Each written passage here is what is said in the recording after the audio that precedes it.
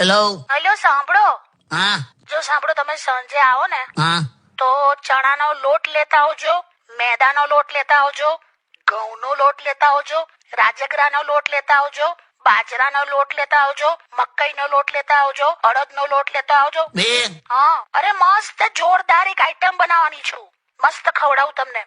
ડ્રોવરમાં બધા મારા ડોક્યુમેન્ટ્સ તૈયાર છે. હા, વીમાની રકમ જે આવે એ સાચવીને વાપરજે. કેમ આવું બોલો છો? વીમો ને બધું? તો આટલા બધા લોટ મંગાય તો શું કઈ આઈટમ અરે સરપ્રાઈઝ.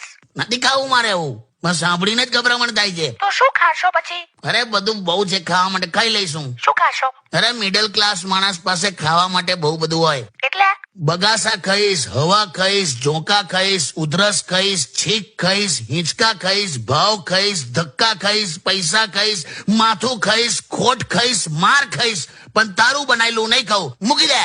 વાવ, કેટલું મસ્ત બોલ્યા યાર. બે હું ગુસ્સામાં બોલું છું. સોરી. તારે શું? તમે તો યાર આનું મગજ છે ને પાણીપુરી ના પૂરી જેવું જ છે લા.